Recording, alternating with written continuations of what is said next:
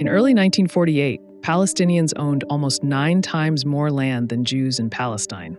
Within 2 years, that Jewish minority, 6% of the population, had taken 78% of the country.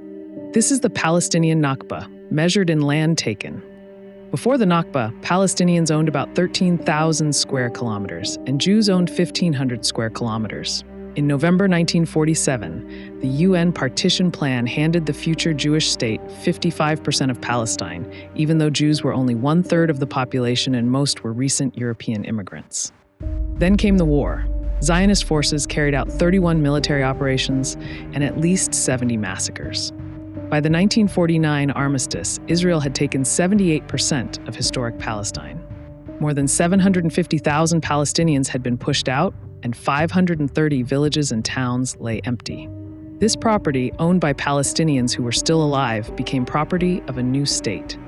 In 1950, Israel passed the Absentees Property Law. It defined any Palestinian who left their home after November 1947 as an absentee. Even Palestinians who never left the country were called present absentees. Their property was transferred to the Jewish National Fund. By 1954, more than 10,000 Palestinian shops, 5,000 buildings, and nearly 60% of the country's fertile land had been reallocated this way. Around 70% of the state's territory may have a Palestinian claimant. And it wasn't just land. On June 20th, 1948, Israel ordered every bank in the country to freeze the accounts of Palestinian customers. More than $24 million was locked up overnight, worth more than $300 million today. Palestinian researcher Salman Abu Sida found that about 80% of the land of those destroyed villages is still uninhabited today. It's open ground, forest, or farmland. Palestinian historians draw the same conclusion.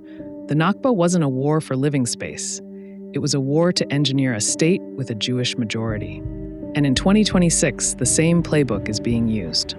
In February 2026, Israel's cabinet approved a land registration mechanism for the occupied West Bank.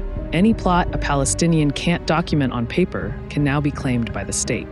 It is the same method that swallowed Palestinian property in 1948. A record 54 illegal Israeli settlements were approved in 2025. In Gaza, where most refugees from 1948 ended up, 86% of the farmland and 81% of buildings have been damaged or destroyed. Israel calls all of this state land. For Palestinians, almost 8 decades after the Nakba, the numbers don't add up.